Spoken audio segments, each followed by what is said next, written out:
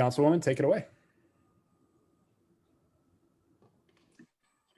Welcome, everyone. Thank you so much for joining us tonight for this town hall on the casino proposal in the 2nd District.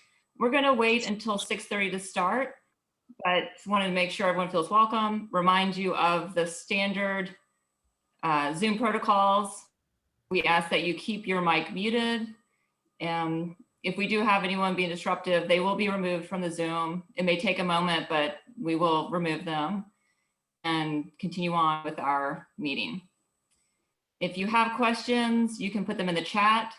Our 2nd District liaison, Sven Philipson, will, when we get to the end of the presentation, start reading through the questions in whatever order seems logical for the flow, and grouping questions and removing duplicates. You're also able to ask your own questions at the end once we get through those. We just want to try and get to as many questions as possible. And I will pause now, let some more folks in, and when it's 6:30, we will start. In the interim, you are, of course, welcome to put questions in the chat and invite other friends to join in. And I will note that this is being recorded. So as you would do, I'm sure, in any interaction, don't say anything that you would not want your grandmother to read in the newspaper or your granddaughter to hear on the street. So I'm very hopeful we can keep this a positive, neighborly conversation to everyone involved. I know real estate topics can get heated, but we have professionals here tonight. We value their time. We value your attendance here, and we want to make sure that this goes smoothly. People are able to ask their questions, able to be heard, and hopefully come away maybe with some new information, as well as your own points of view shared. And again, if everyone can please mute and stay muted. If you would like to be unmuted to ask a question at the end, you can raise your hand and a host will unmute you.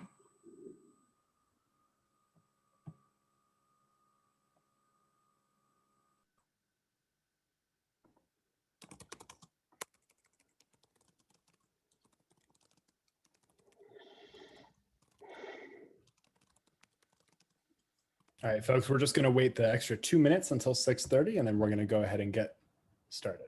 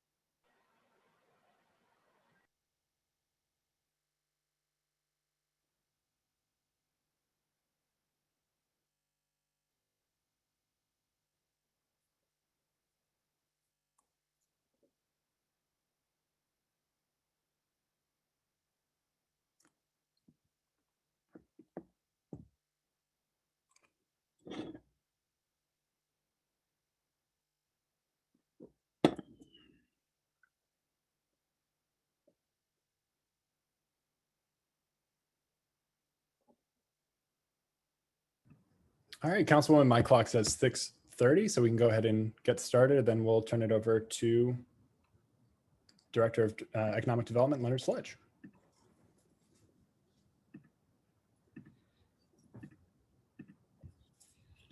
You're on mute, Councilmember Jordan.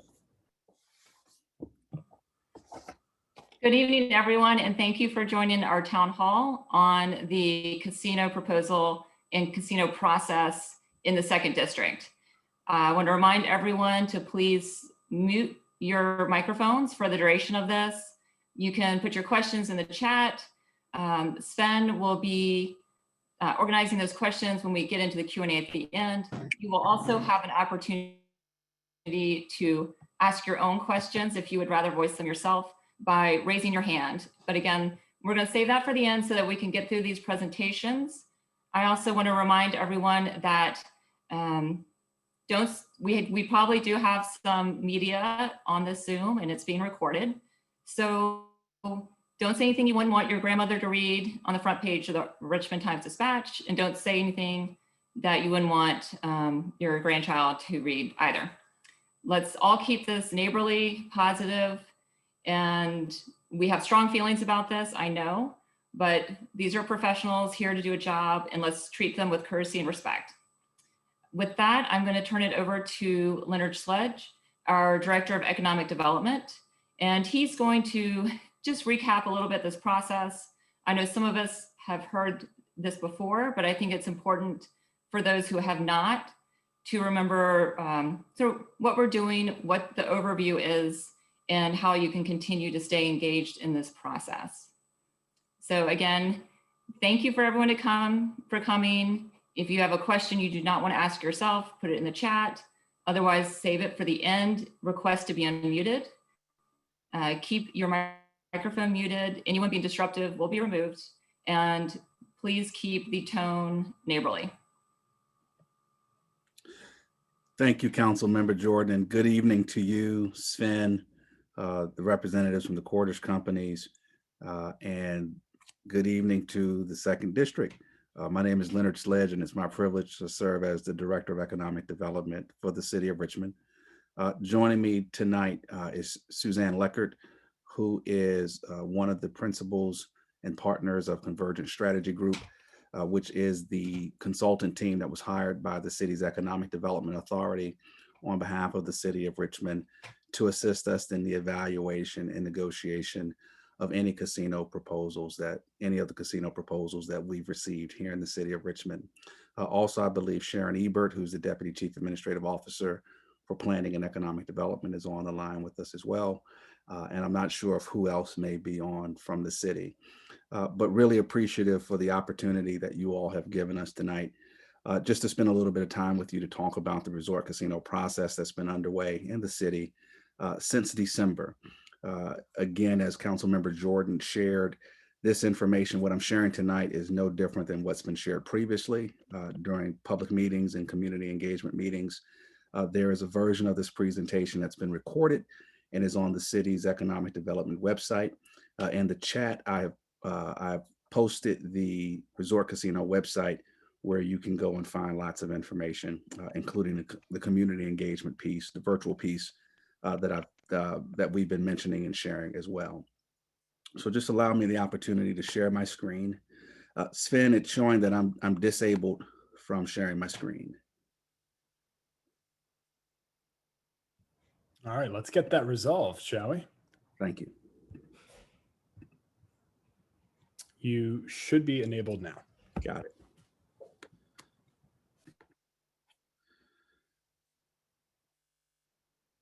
And is everyone able to see the presentation there? Yes. All right, thank you very much. Let me just get to the, all right. Thank you very much. So before we even talk about a casino, we're not engaging in this project opportunity just for the sake of having a resort casino in the city of Richmond.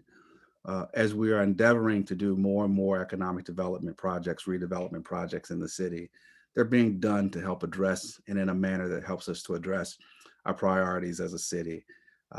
Priorities such as more affordable housing, equitable economic development, job creation, poverty reduction, more funding for RPS, world-class services for citizens, and overall building a stronger economic base. And sometimes, it's important to remind citizens and any and everyone else that a part of that means being able to generate new revenue to do those things. And so in the city of Richmond, it takes approximately $84 million of assessed new real estate value to generate $1 million of new general fund real estate tax revenue. And we all know that the current real estate tax rate is $1.20 per $100 of assessed value. 1 penny on that rate in fiscal year 21 equals about $2.5 million of general fund real estate tax revenue. And when you do the math, it essentially boils down to $213 million of new assessed real estate value is the equivalent of 1 penny. I'm sure many of you have lived in Richmond for several years and recall a couple of years ago when Mayor Stoney proposed a 9-penny increase on the real estate tax rate. And City Council said no to that. The citizens said no to that. Well, another way of thinking of how we achieve that same 9 penny increase to be able to address our priorities is effectively $2 billion of new assessed value in real estate, primarily through through development from opportunities such as this and on city-owned assets. And so for tonight, and that's just again to help establish the context when we're looking at projects like this and when we're considering them, it's not just because it's a bright shiny object, but again, it's an opportunity for us to address priorities that we have as a city,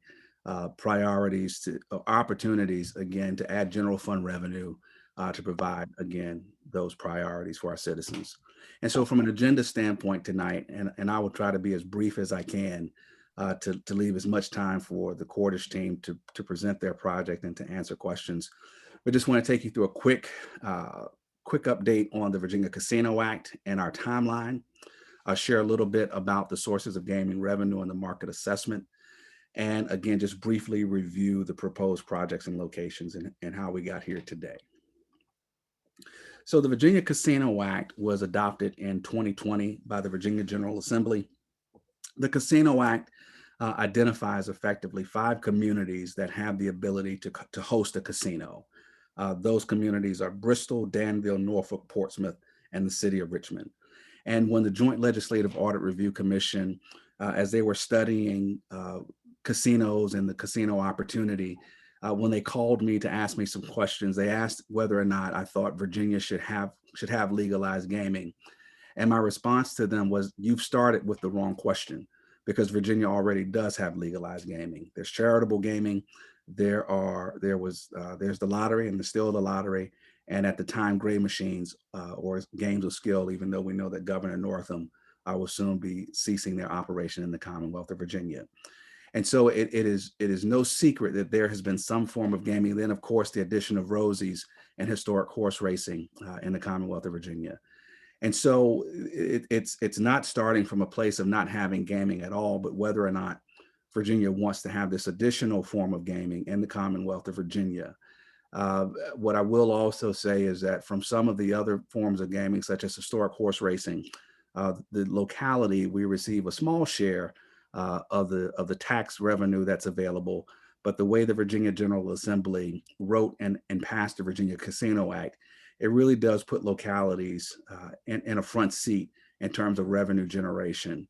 The reason that I say that is because in the state code, it is written that the city will be the beneficiary of tax revenue on adjusted gross receipts and the amount of 6% on the first $200 million of adjusted gross receipts, 7% on adjusted gross receipts between $200 and less than $400 million, and 8% on the adjusted gross receipts that exceed $400 million.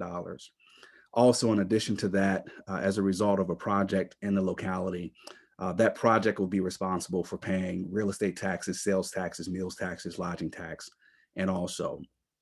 I'd also like to point out very early in this conversation and dialogue this evening to help dispel any myths or rumors.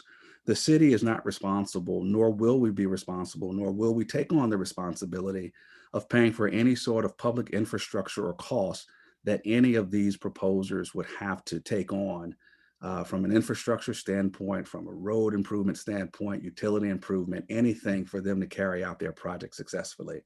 We've been very clear in all of our conversations that 100% of those responsibilities will be theirs to bear. There will be no abatements, no exemptions, no public financing of any shape, form, or fashion for any of these projects. And so going back to the Virginia Casino Act, the city of Richmond opted to have a voter referendum in November 2021. The other localities, Bristol, Danville, Norfolk, and Portsmouth, they moved forward with their referendum in 2020. And in each of those localities, by at least 60%, or with rather a 60% of the vote, those 4 localities approved resort casinos in their jurisdictions. We opted as a city before with the Virginia Casino Act 1 to make sure that there was competition to allow for as many proposals as possible. And we see that with the submission of 6 proposals to the city. And we opted for, again, the November 2021 voter referendum in lieu of November 2020. And with our request for proposals that we issued, and we'll show a time frame, we have the responsibility of selecting a preferred location and site for a casino, selecting a preferred operator to develop and operate the casino. We are required to submit that information, that operator, to the Commonwealth of Virginia for pre-certification. The governing body or city council, they are required to petition the court so that we can have a referendum on November the 2nd. And the Virginia Casino Act is very clear. It is very specific in terms of the language that would be on the referendum.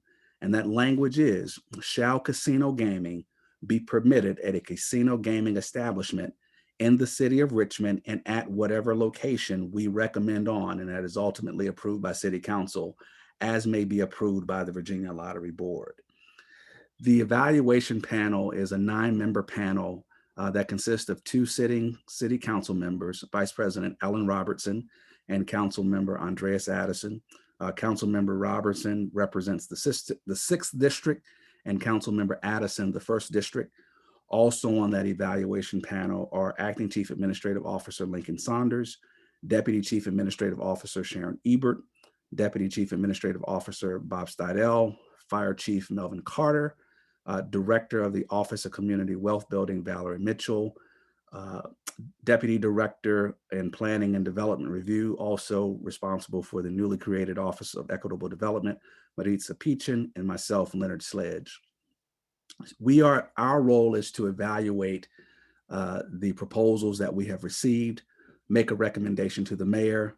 The mayor in turn will introduce a series of ordinances and or resolutions to City Council as it relates to the preferred operator and location and the host community agreement. And it will be incumbent upon City Council to determine whether or not they're going to approve that and ultimately petition the court for the voter referendum. And this all started in December when we issued a survey to Richmonders to get feedback to help us frame what was the RFP document that was issued in late December. Late December, we issued the request for proposals for qualifications.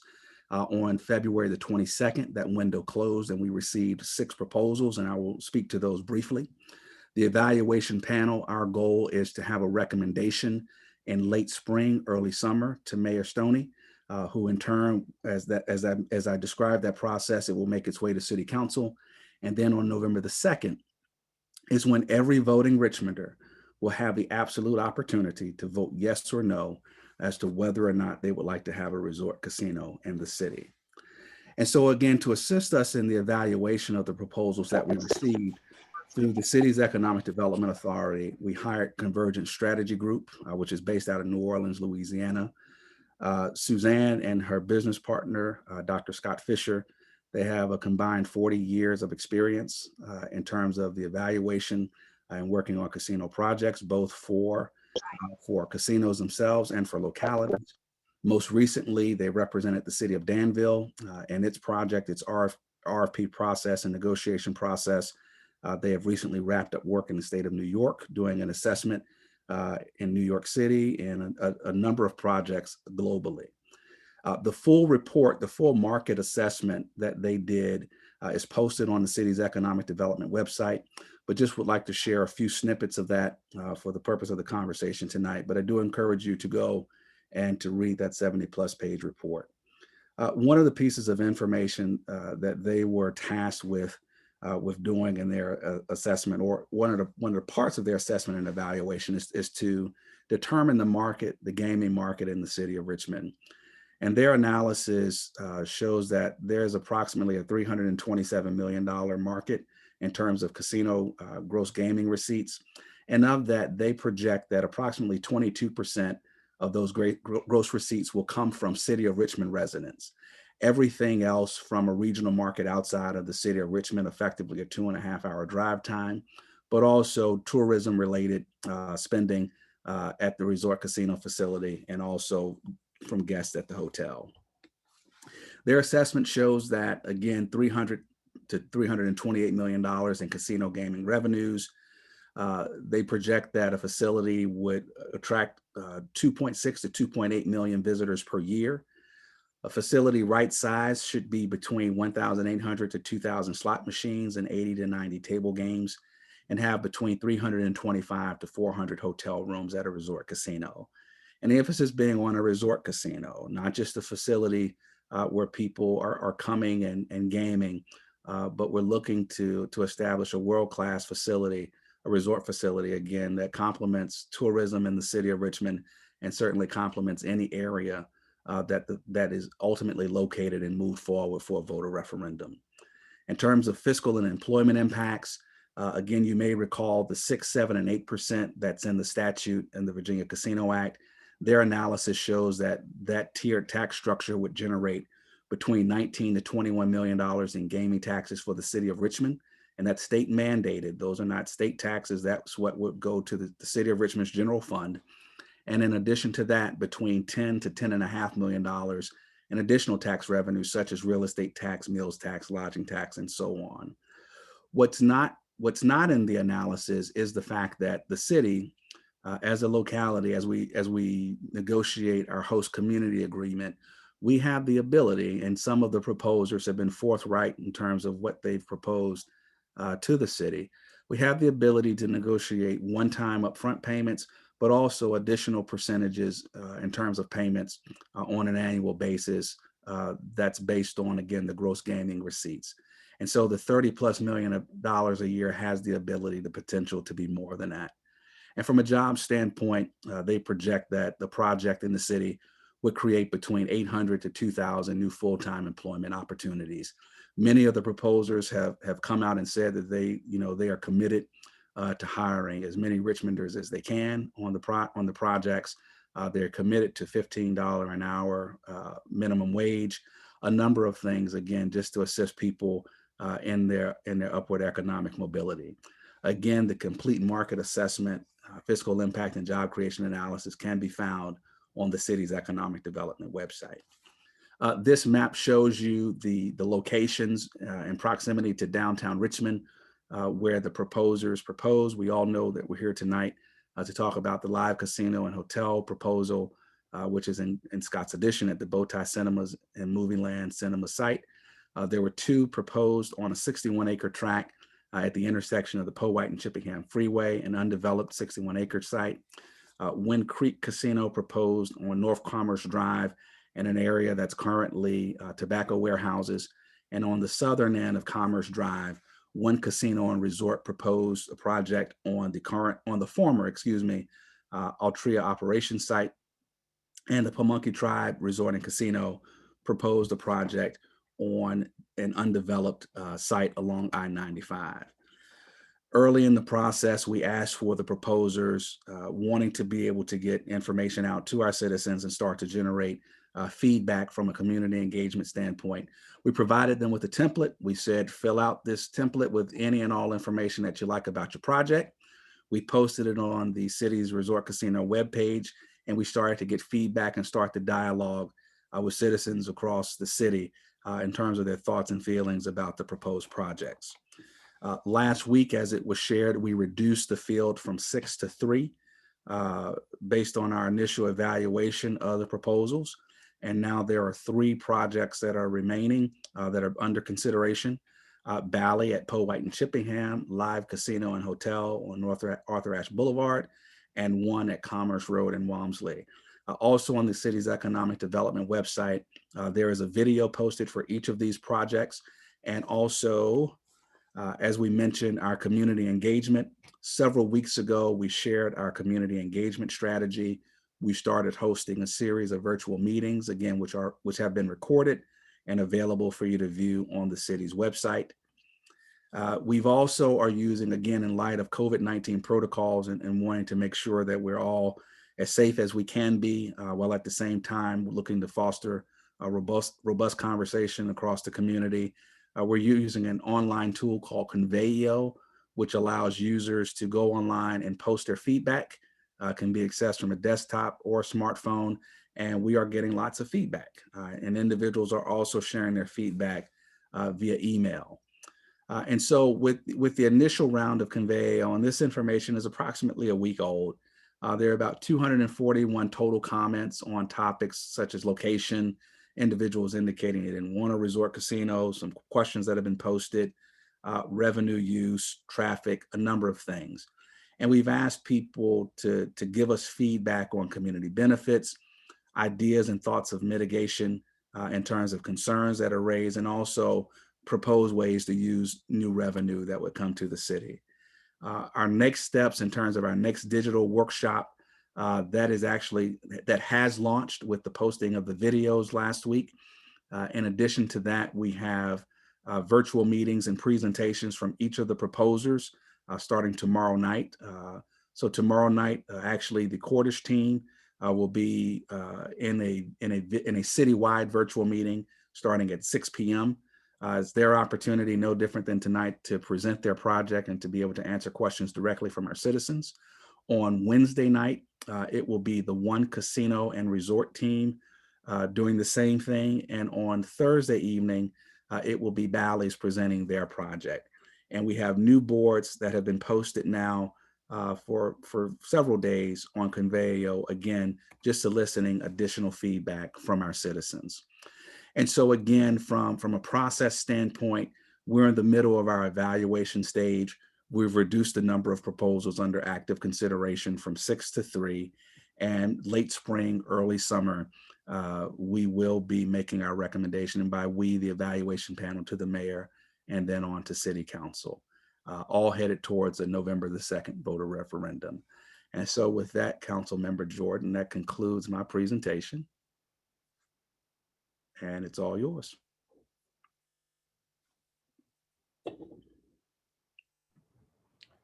Thank you, Leonard. We are going to move on to our presentation from representatives from the Cordish companies at this time. Councilwoman, did you have any other comments? Thank you, Mr. Sludge. I think it would be helpful at this point, just before we get into the next presentation, for you to give perhaps some background on how you arrived at these three, or not you, but the selection committee. And then I think the rest of the questions are more general and can be addressed at the end after the Cordish presentation.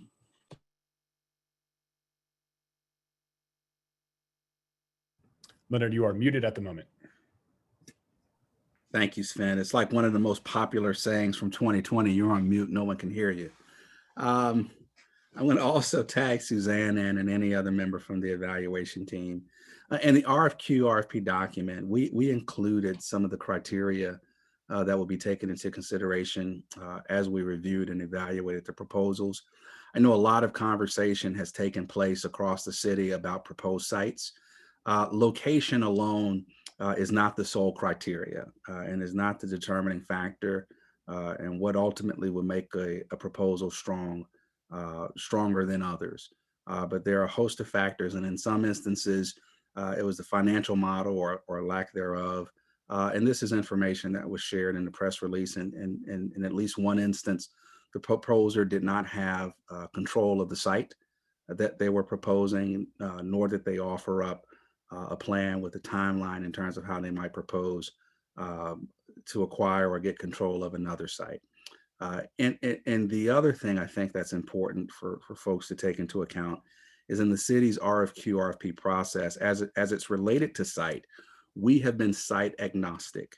The city did not lead saying, we want you to consider putting a resort casino in X location or in Y location in the city. It was incumbent upon each of the proposers to propose a site.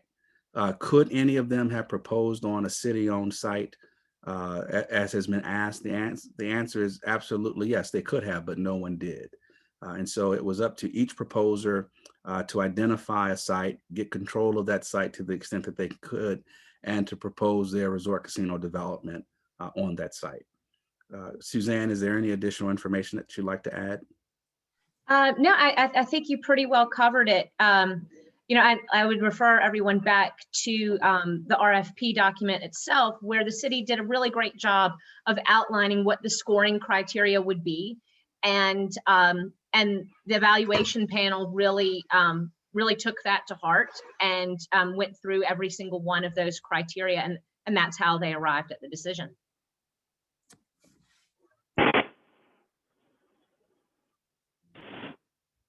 Just a quick reminder, if you don't mind, please mute yourself during the presentation period of tonight's program. We're going to move on to the representatives from the Cordish companies for their presentation.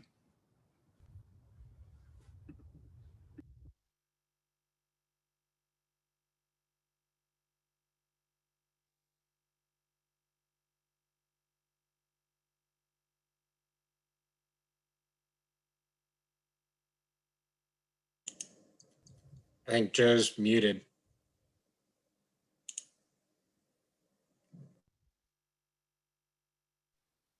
Can you hear me now? Hello? Joe, we can hear you. Okay, excellent. Again, good evening, everyone. I'm Joe Weinberg, and I'm a partner with the Cordish Companies. I've been a partner with the company for over 33 years. I have with me this evening Rob Norton, who's our president of gaming operations, Zed Smith, our corporate COO, and Travis Lamb, our corporate CFO. I'd like to thank the councilwoman for providing the forum to speak to the community this evening. We appreciate everyone taking the time to learn about our proposal, which we hope you will see is to develop a world-class gaming entertainment resort in Richmond that will be an economic engine for the entire area for creating jobs, tax revenue, and contribute to providing essential services to the community. First, I'd like to start off by giving you just a quick background on the Cordish Companies. We are a 110-year-old family-owned company. We are urbanists and community builders at our core. We have helped transform cities throughout the country with projects like Charleston Place in Charleston, South Carolina, a 500-room luxury hotel that has consistently been recognized as one of the top boutique hotels in the world, with destination retail and dining amenities. Charleston Place has been credited with spurring the revitalization of Charleston's historic district. And that's emblematic of the types of projects that we've done for decades around the country.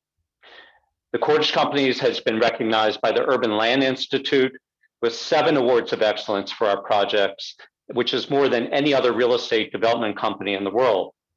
And these awards from the Urban Land Institute look not only at design excellence, but also the impact of our projects on the communities. Our expertise in every facet of real estate development, from commercial real estate, hotels, residential, retail, dining, entertainment, and gaming, has really given us a unique perspective on all our projects and informs our industry-leading commitment to design and operating excellence. We build to own and operate our projects for the long run, and still to this day own virtually and operate virtually every project we've ever developed. We have developed the most successful gaming entertainment resorts in the US. Our Live Casino and Resort Maryland and our Hard Rock Hotel and Casinos in Hollywood and Tampa, Florida, are among the top grossing casinos in the country and have been consistently recognized by the industry and consumers as the top casino entertainment resorts in their region. Our casino entertainment resorts feature not only gaming, but lots of terrific amenities, including event centers like our hall at Live, which features national touring acts in a state-of-the-art theater. The Hard Rock resorts we developed in Florida are second only to Disneyland as a tourist destination in that state. And we've recently opened 2 new destination casino resorts in Pittsburgh and in Philadelphia, Pennsylvania. Our Live Hotel and Casino of Philadelphia has already set the standard for casino resort destinations in Pennsylvania, which is one of the top gaming states in the country. We are extremely proud of the impacts we've had on the communities in which we do business. Core to the DNA of our company is a philosophy of giving back. That was muted by the host. Can you hear me now? Yes, sir. We can hear you now. Sorry about that, Joe. We are in the entertainment business, and it's really important to us that our team members are excited to come to work every day so they can translate their enthusiasm to our customers.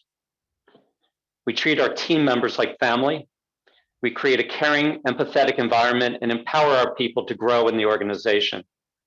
We compensate our people with a very competitive wages and benefits package with an average compensation package of $60,000. As Leonard Sledge had mentioned earlier, no employee in our facility will earn less than $15 per hour, which is 65% over the region's minimum wage.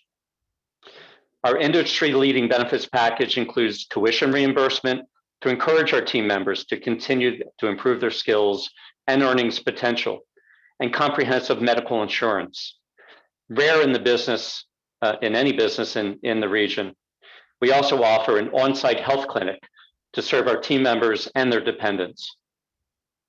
We've built one of the most diverse workforces in the country with 60% minority team members and over 400 minority team members in management roles.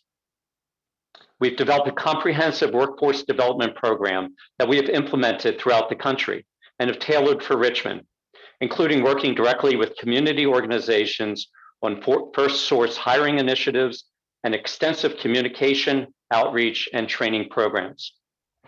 We've developed partnerships with local universities, community colleges, and workforce development organizations, including the Virginia Hispanic African American Alliance, to support scholarships and training programs through Virginia Union University, and additional workforce training through area community colleges.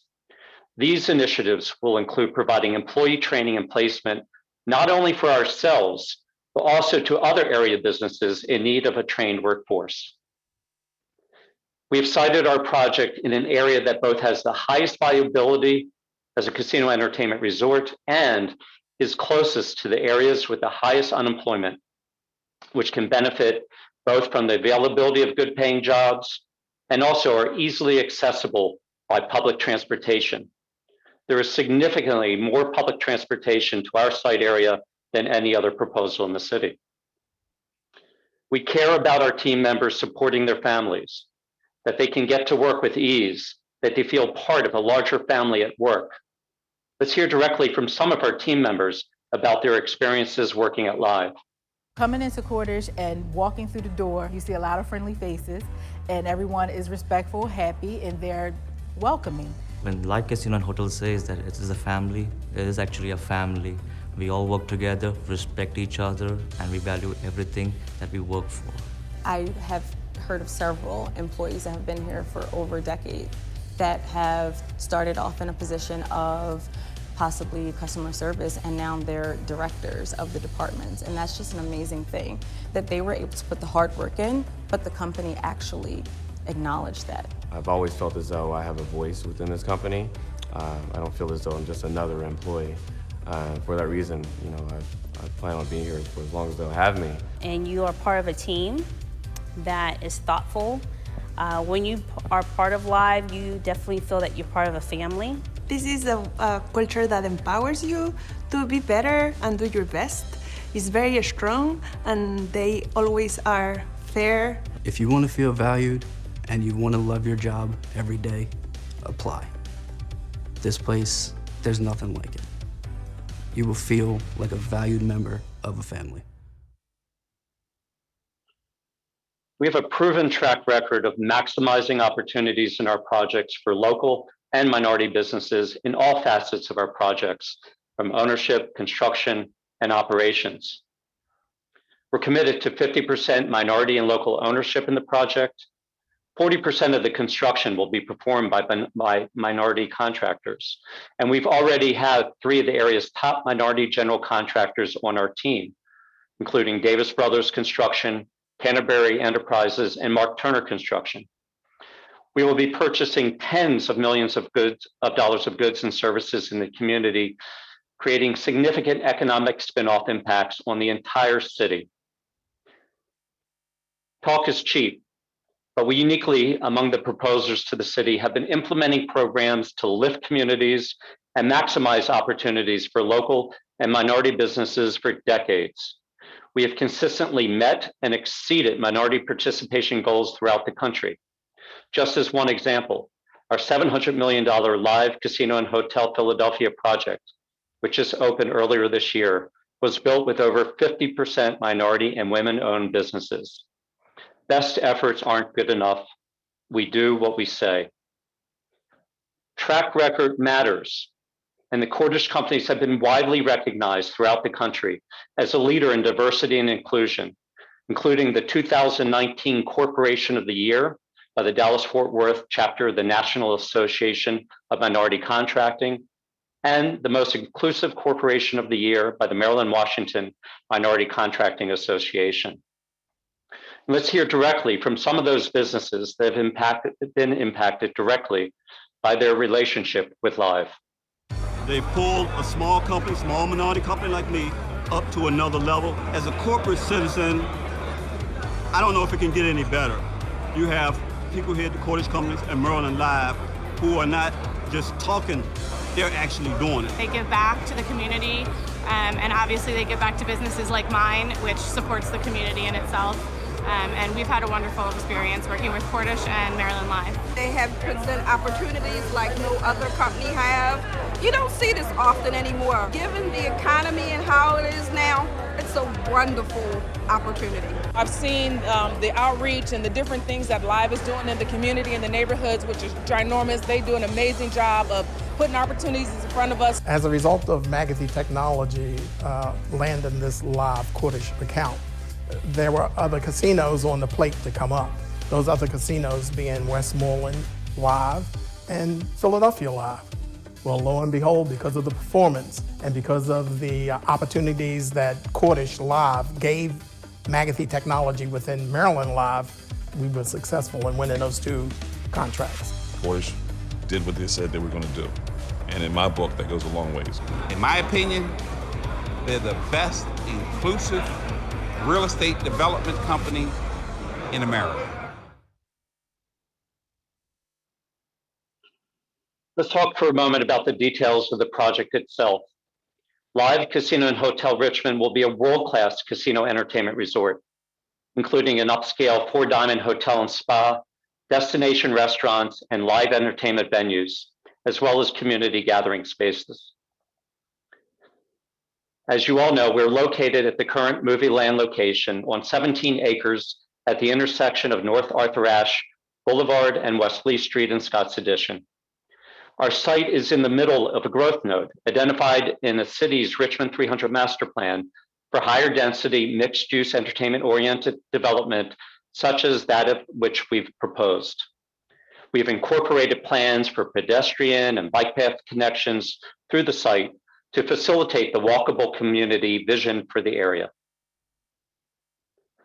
The project will have a tremendous economic impact on the city and community, including over the first 15 years alone, $7.5 billion in total economic stimulus, $1.5 billion in gaming taxes, $450 million in gaming taxes to the city, and $200 million in additional funding from the casino to support essential community needs such as infrastructure, education, affordable housing, healthcare, and parks and recreation. And our additional community benefits payments don't end. They continue on for the life of the casino. As one of the premier urban development companies in the country, we're very sensitive to and have incorporated into the design for the project plans to activate the streets on both West Lee Street and Arthur Ashe, with storefronts offering indoor-outdoor dining, lighting, landscaping, and hardscape elements, and promoting the pedestrian experience connections throughout the area. The project provides convenient access to the region from I-95 and I-64 and has 4,000 parking spaces that will be available not only for Live customers, but for surrounding businesses, helping to solve an overall parking problem that exists today in the district. The project interiors are as glamorous as the exterior, with upscale finishes throughout the project. Again, track record matters, and no casino company has matched the quality of our developments in regional markets around the country. Any company can show pretty pictures, but these renderings are consistent with our brand and what we have delivered in every other market that we are in. We invite anyone in the community to come see firsthand our projects to understand the high level of quality we deliver.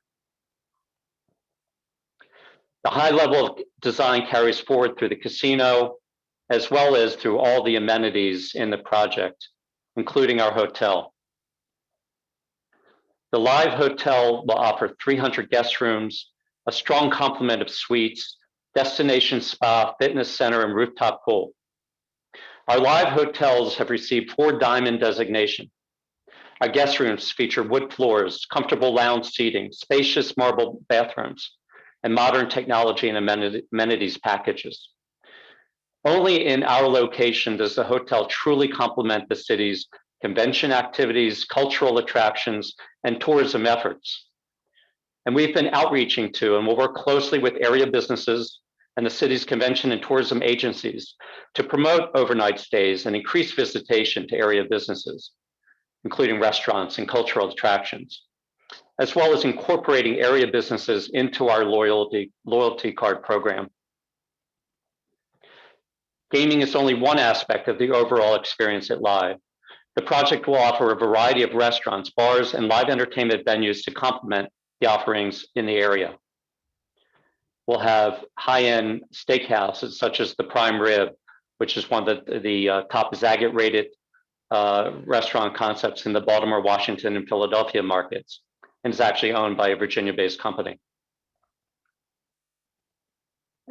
And a variety of other restaurants, including Asian concept, a sports and social concept, which is the ultimate sports watching experience that will exist in the region.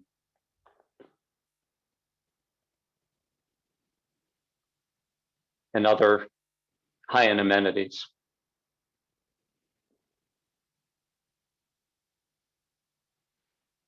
The project's live entertainment venue can be configured for national touring, music acts, comedy, theater, or for meetings and conventions, trade shows, nonprofit fundraisers, or social events such as weddings. The project will also feature what we call the Festival Lawn, which will offer an outdoor trellised feature that would be available for community festivals, events, and other community programming. The Festival Lawn also helps to realize the vision in the Richmond 300 Master Plan for a green corridor stretching through the boulevard and Diamond sites. And to give you a sense of the overall project, let's take a quick fly through the Live Richmond project.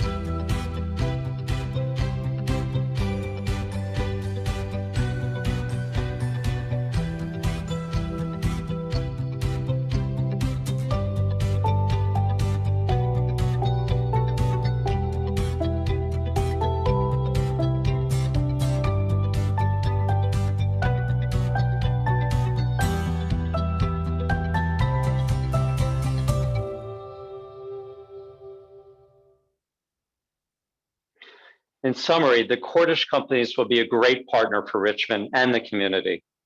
Track record and experience matters. We've developed the most successful casino entertainment resorts in the country. We're a proven community partner and leading philanthropist with a strong approach to community integration and involvement. We're a recognized leader in maximizing opportunities for local and minority-owned companies and promoting a diverse and inclusive environment. We are long-term investors and operators that treat our team members, our customers, partners, and community like family. When you consider track record, jobs, tax revenue, community benefits, and location, we hope you will agree that Live Casino and Hotel Richmond is the best project for Richmond, and the Cordish Companies will be a great community partner. Again, thank you so much for your time this evening. We know everyone wants to be as informed as possible, and we've done our best to reach out to the community. And in our continued effort to provide the public with as much information as possible, all of these project details are available on our website, which is richmondlive.com. In addition, we'll be holding 2 days of information sessions this Wednesday and Thursday at the Criterion Cinemas at Movieland. On March 31st between 2 p.m. and 7 p.m. and on April 1st from 10 a.m. to 6 p.m. Again, thanks so much, and we'll turn the meeting back to the Councilwoman. Thank you. I appreciate your presentation and your patience with our extra special guest there. So I know there are a range of concerns that people are expressing within the chat. They've also sent to me. Some of these are more appropriate for Mr. Sledge or the consultant. Others, I think, will be directed to our Cordish representatives. I would just like to ask a couple, pulling from the chat. One, when we think about the Richmond 300 master plan, this to me does not seem to jive with that vision. So would love someone to address that from administration, as well as how does this fit in with what is already an area that's grown very organically and successfully and seems to be not having trouble in attracting investors. There was also a question about just the amount of volume of traffic we get when there are squirrels games and how you'll be able to mitigate that. So I would say those are a few questions to get us started. Sven's going to organize the ones that were in the chat. And then again, if anyone would like to ask their question themselves, raise your hand and Sven will pull you into the conversation. But as always, please keep this neighborly. We do have reporters in the Zoom, so keep that in mind as well. Thank you very much. And of course, how much weight does community input have? Because I feel like we've been getting a lot of that. And I do hope it is a factor in the decision-making process. Mr. Sledge? I'm going to defer to Ms. Ebert in terms of how the alignment or to talk more specifically about Richmond 300 and the Greater Scotts Addition Small Area Plan. Sharon, you are on mute.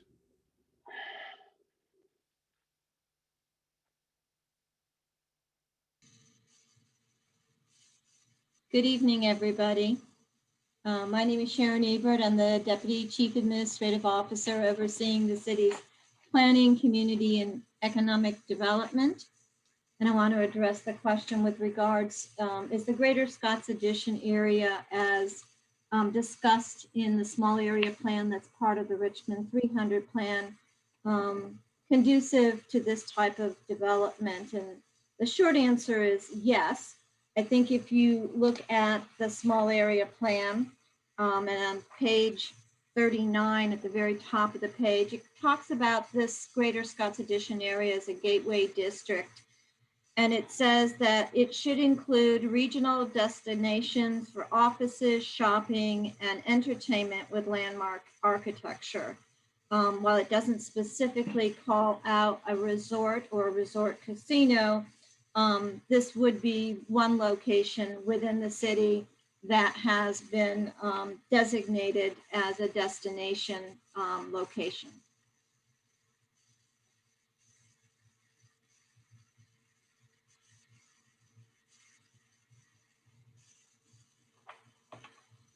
Thank you, Sharon. Councilmember Jordan, was there another part of that question or your group of questions? Yes, if someone wanted to respond to the questions in the chat about mitigating traffic. And then I'm going to let Sven from there go pull out some of the questions. And we do have some people who have their hands raised, so we will get to those guests as well. I was going to defer to the Cordish team on traffic mitigation. Thank you, Joe. Yes. So as to traffic mitigation, first of all, the traffic for a casino is countercyclical to normal rush hour traffic. We don't have really don't contribute to a morning or afternoon midweek rush hour traffic. So you might imagine there's not a lot of people that are going to a casino at 8 o'clock or 9 o'clock in the morning, or 3 or 4 o'clock in the afternoon. So casino traffic tends to be counter-cyclical. And then you also get shared uses, shared experiences on when you do have major events like a Squirrels game or other major event. So you will have people that will potentially be experiencing both venues as part of an evening. So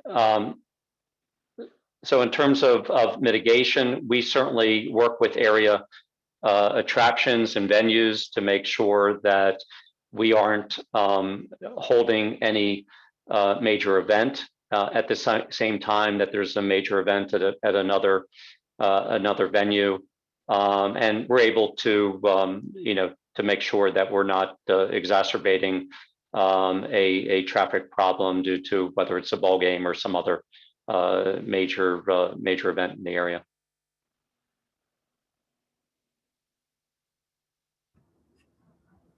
All right, we are going to turn to the questions that have been submitted in the chat over the course of the evening, and then we will move into live submitted questions.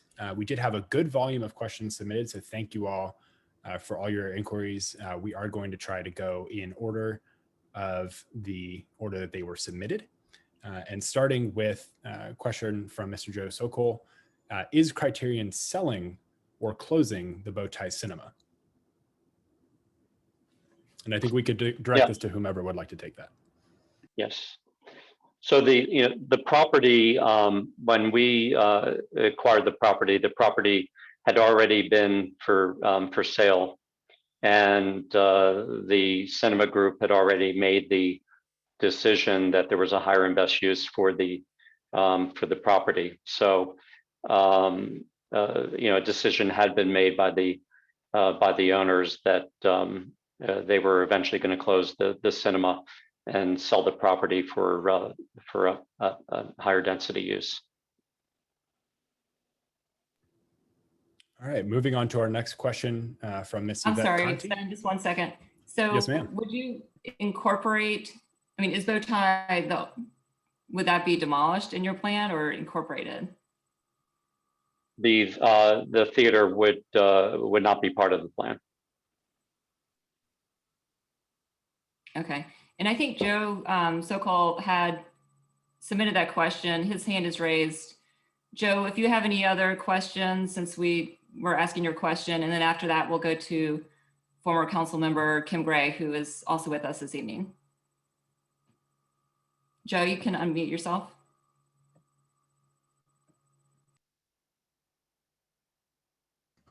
Eureka, as Archimedes said, I have found it. Thank you very much to you, Councilwoman Jordan, to Mr. Sledge, to Mr. Norton, Mr. Weinberg, everybody who has been on this. I appreciate the fact that y'all are putting yourselves out there. Obviously, there is a lot of passion about this issue, and lots and lots of questions. One of the biggest questions on my mind, along with the Bowtie thing, these are historic buildings that Bowtie renovated and incorporated into the landscape to create an inner city theater complex. Their business model, if it doesn't work for them post-pandemic, that certainly makes sense. And they were looking for a buyer. Y'all were willing to be buyers, and that certainly makes sense. However, the approach and the plan seems to be utterly devoid of anything that would express gateway to Richmond. And again, that there's certain stylistic things and architectural choices that you're making. How is it that this city can ensure that if this choice occurs, that it incorporates elements that make it truly Richmond, as opposed to a generic casino hotel taken from King of Prussia Mall or from Reno or from anywhere else USA and dropped into this location. The sense of place is paramount to the sense of where people choose to make homes. And thank you very much for taking the time, and I'll mute myself and hear your answer. Thank you. And I'd be happy to take the first crack and then turn it over to the city representatives. But there's no development company in the country that has more experience in working in urban development and creating sensitive urban mixed-use projects that are sensitive to the areas that they're in, that have the highest design quality associated with them. And so again, this is an area where talk is cheap, but track record is paramount. And we have projects all over the country that I would love to have you go look at, and you can see the quality of our projects and how they've been a real enhancement to the communities that we're in. Charleston Place is one great example of that, but we have examples all over the country.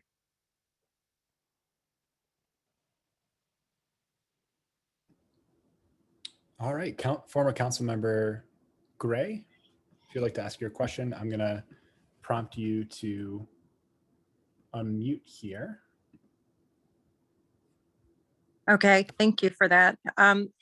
My question, I have a couple of questions. One, I understand and I've heard, and I appreciate our councilwoman having this forum. I want to know, are you opposing casinos across the board, or this one in particular?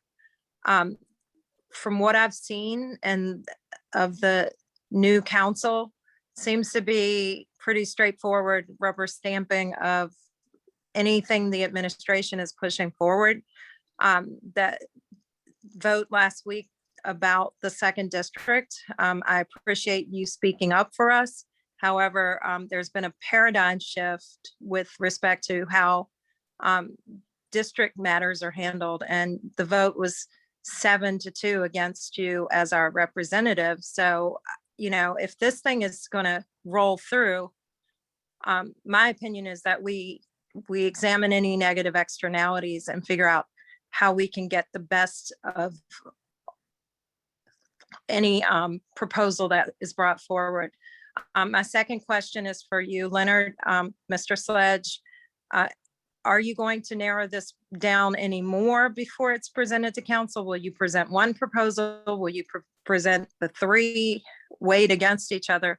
I think there was a lot of consternation with respect to process and again, transparency when 3 were eliminated, but no one knew that was even part of the process. So just wondering how this moves forward. Also, where you stand on casinos as our council representative, and whether or not, if this thing rolls forward, I think we need to be, we can't be caught with our pants down. We need to be talking to everybody and seeing what kinds of things we can do to mitigate any concerns or issues that are being raised. Thank you. Thank you very much, Ms. Gray. It's always a pleasure to see you, even though you just shut your camera off. When we make our recommendation to City Council, we will be the evaluate, or to the mayor, the evaluation panel will be recommending one project, and it will be that project and that associated site from what was submitted to us. In terms of moving it forward, no different than during my tenure with the city the past 2 years and during your time on council, we will be working proactively with all members of City Council to make sure that regardless of what proposal, what project it is that we're proposing to move forward, in terms of the deal points and the structure, that will be created in concert and with the feedback from City Council, so that we're able to move forward, again, hearing that representative voice as we're putting forward a project for Richmonders that is truly the best project to put forward. Thank you. Are you able to hear me? Yes. We can, Okay, Councilwoman. great. Something's going on with my Wi-Fi, but yes, so thank you for your questions, Ms. Gray. I have been very public that I'm against this proposal for the reasons that many have shared in the chat. It's just had a lot of opposition from the community, and I have my own reasons for thinking it's not a good idea from its proximity to VCU's planned athletics campus, to this being an amazing success story of local homegrown development. So I've been clear on my stance for that. And then when it comes to the other locations, I am planning site visits to those other sites. I don't want to, I'm not ready right now to speak for other parts of the city. I mean, I've heard opposition coming out of the 4th.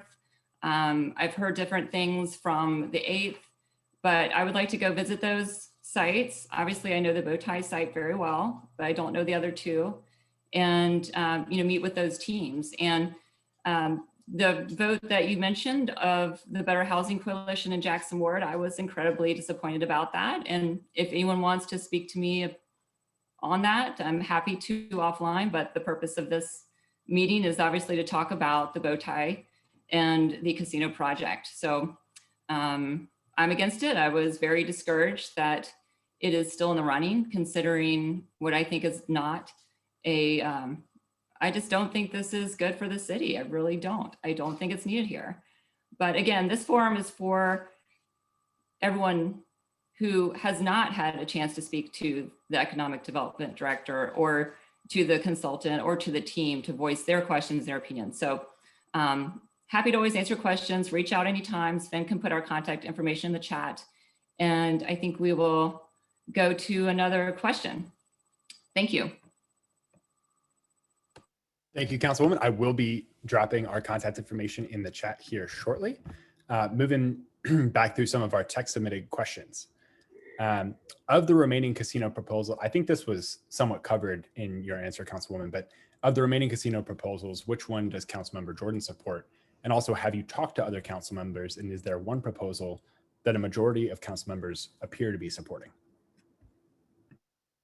Thank you. I know there is a lot of interest in wanting to know where each council person stands on this. So I have had conversations recently with some of the other council members, and we have had a work session. There will be more. Can you repeat the question again? I'm sorry. Sure. The question was whether you have a preferred site, and also whether you have talked to other council members and if they have a preferred site among the rest of council. Yeah, so I think it's really important that we continue to let this process play out through the Economic Development Office. And I know that we have heard from people who had trouble feeling like they were able to engage with the city site, and certainly that was my experience. But if you could drop in, there is an email folks can use if they want to go that route. And again, I just encourage everyone to stay engaged, check out every one of the proposals, but above all, know that on November 2nd, you will be able to vote yes or no on this. So that is something to remember. Make sure your voter registration is up to date and current. Always make sure your voter registration is up to date, y'all. Liz asks, why was a site in a residential area chosen in the first place, given its proximity to homes, schools, places of worship, etc.? I'll take that question. Again, the city was not prescriptive. We did not dictate where. Our RFP process allowed the proposers to submit sites to be considered. Thank you. Okay. And just as a follow-up,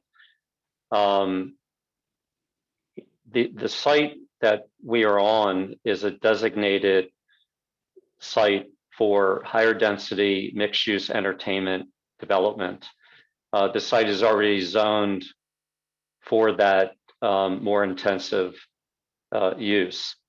So this is an excellent site that is an existing commercial area that will complement the overall area. And again, all you have to do is look at how we have worked with communities across the country, and where our projects have really benefited the local communities in terms of providing jobs for people who live in the close into the area, providing tax revenue that can help solve community problems. We think this is an excellent location that will help to really enhance the overall area and the lifestyle of people in the area. Okay, moving on to a question from Jerome Legions. There's a concern with the potential increase in crime. Has RPD had an opportunity to address the impact of casino development in a community and the management of safety concerns?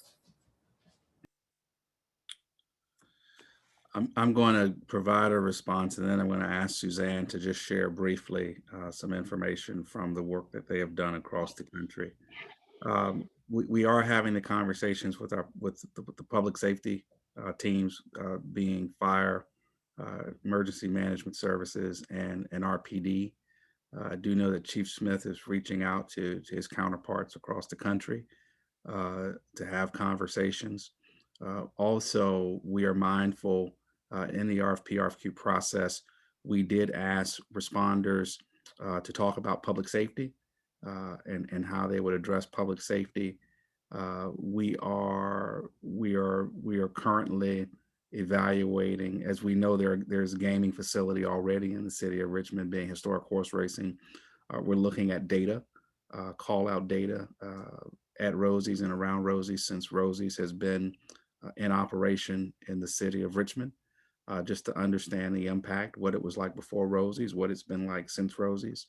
And so we are mindful of that. And Suzanne, if you just wouldn't mind adding anything else from the standpoint of your work across the country and globe. And you are on mute. Suzanne, I'm getting around to unmute you in just a moment here. Apologies.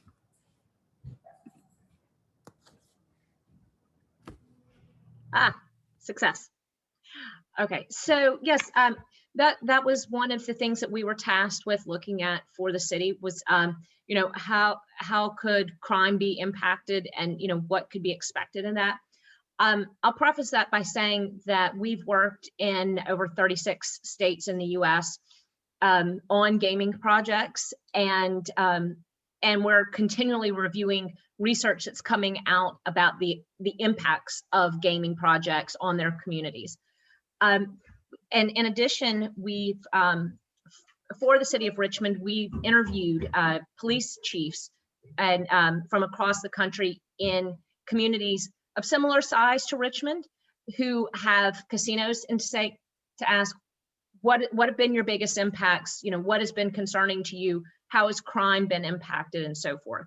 And I could say that by and large, and I will also direct everybody to our report that is online.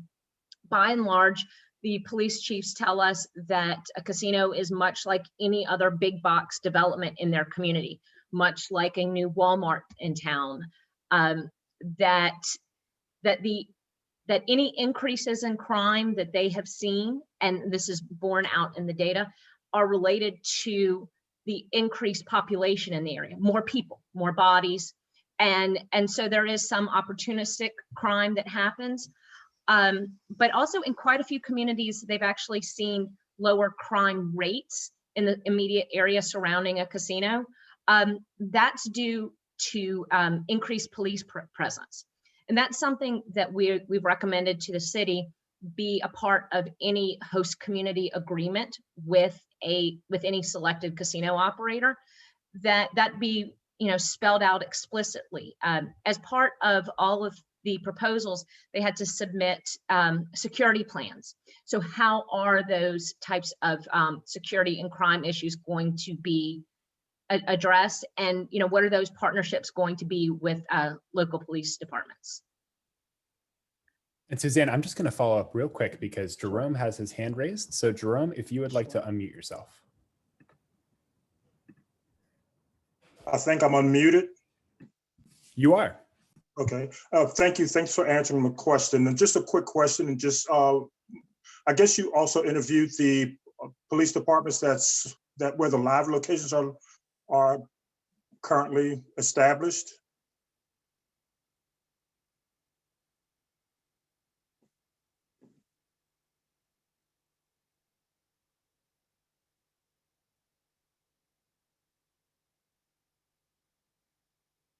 Okay, I'm unmuted, sorry. You know, I have to go back and look and see. I don't know if we spoke, I don't know if we got responses from all of those communities. If you look in our report that's online, we do list the communities that we spoke with. But I can't say for sure right now. And Jerome, and for you and everyone, in all fairness, the body of work, that market study, that analysis that Convergence Strategy Group did, that was completed before we received any proposals. So we would not have known, for example, in the case of Maryland Live, they would not have known specifically to contact, you know, the Anne Arundel public safety departments, or in the case of Bally's, you know, we didn't have that foresight because we had no proposals in to be able to call those communities direct. And I will second that. I'm looking and seeing that, no, we did not interview those police chiefs for the reasons that Leonard is stating. We were looking primarily for locations that where a casino had been developed within the last 5 years, because there's a lot of locations that maybe a casino was developed 10, 15 years ago, and your local law enforcement wouldn't have a reference to pre and post casino.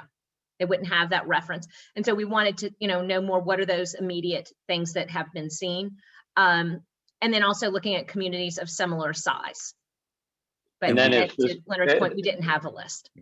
And Jerome, this is Joe Weinberg, but we'd be happy to share the data with the committee. But for instance, if you look at our Maryland Live facility, we do have the statistical data that shows that crime actually has been reduced since the casino has opened. You know, so we have both pre and post crime data, and so there has been a pretty significant reduction in crime in the area. We'll share that with the committee. And be happy for anyone who would like to come up to the area again and meet with the officials. They can hear it directly themselves. And part of the reason for this, and for instance, the per capita crime is lower around our casino in Maryland than it is, for instance, at the most upscale mall in our region. And you know, part of the reason for that is one of the largest departments within the casino is our security and surveillance group. And crime does not typically follow where there are, you know, a lot of attention from law enforcement, from security, where there are cameras, and also where you have active streets. So from our experience of doing, you know, developments over decades in cities all across the country, what creates the safest areas is when you have development, active streets, and a experienced operator who knows how to manage their properties.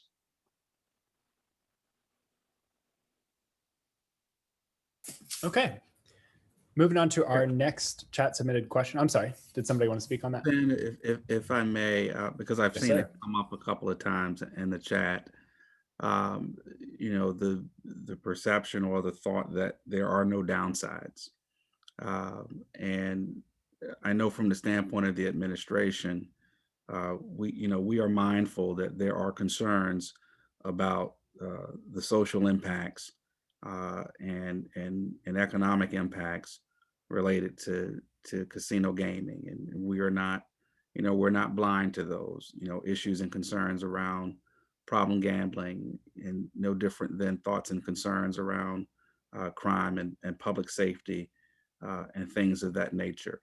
And so, one of the reasons, with the community engagement is to ensure that, we're hearing the concerns, for people to ask the pointed questions, but also we're with a listening ear, we're listening for how we mitigate those concerns as well. For example, in the Virginia Casino Act, the Commonwealth of Virginia, they spell out very clearly a percentage of gaming revenue that's used for problem gaming or gambling addiction. That may not be sufficient for us in the city of Richmond. And so it's having conversations and understanding how do we go above and beyond that in any agreement that we negotiate, so that we make sure that we have the resources and the programs in the city of Richmond to deal with those issues and challenges. And right now, from a funding standpoint, at least through legislation, I'm not aware of anything that helps to provide funding for gambling addiction that's related to the lottery, historic horse racing, or anything else. But we have an opportunity through a host community agreement to negotiate those things and to have those things included. No different than again, just other challenges that people may have in terms of again, just social impacts and economic impacts related to casino gaming. So it's not that,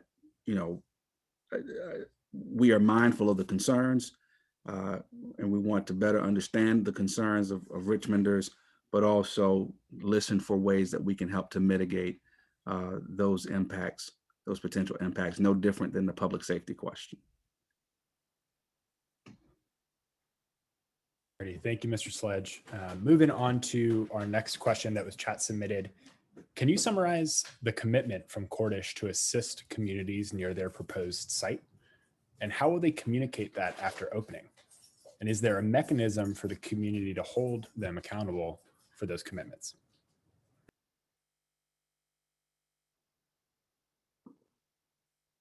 Sure.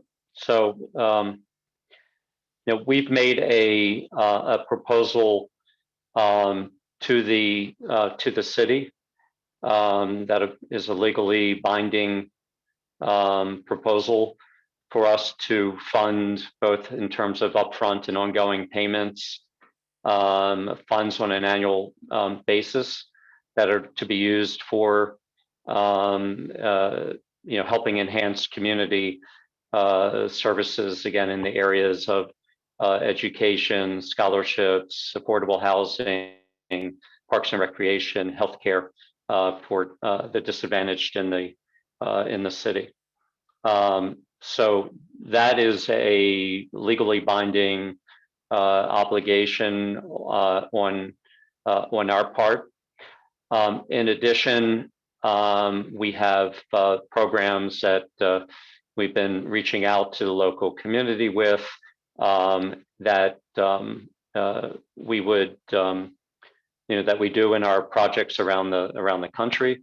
And there are things like we will have a very large, tens of millions of dollars in marketing budget.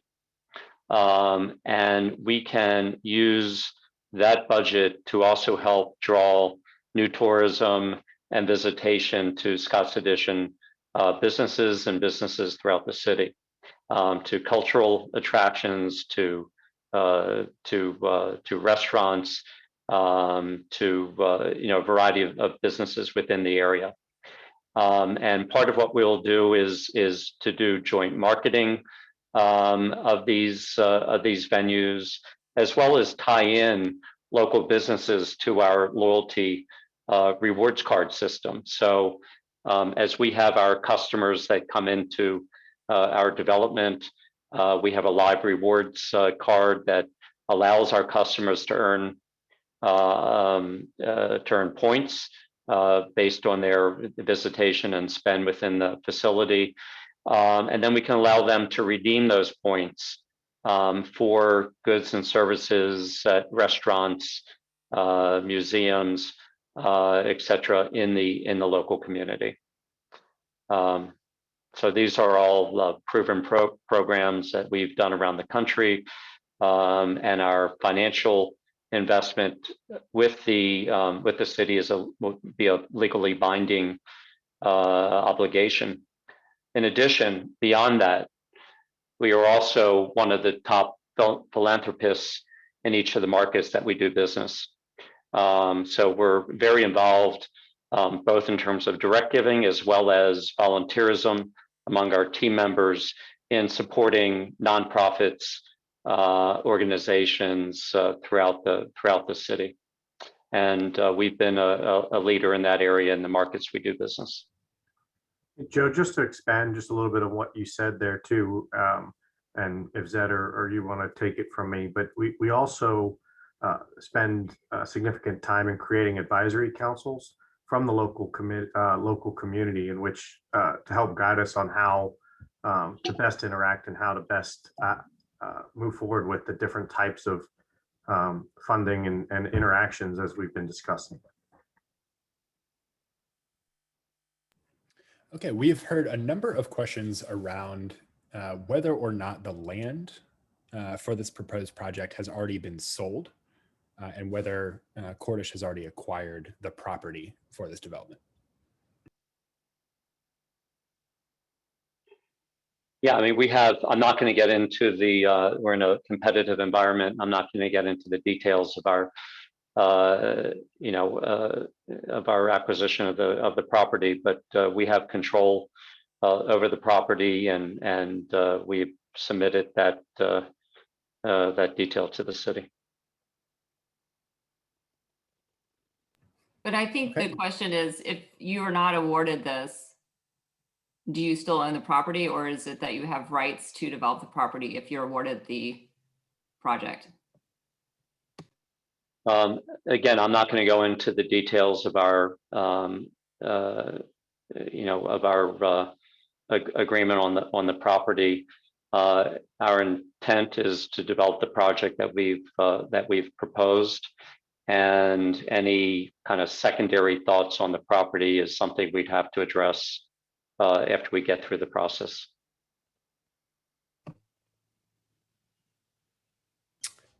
And there have been a number of questions relating to the labor portion of the development and the commitment to workers at the site going forward. The first of those is what proportion of the employees at the site, at the permanent site, would be contract employees versus salaried and benefited employees?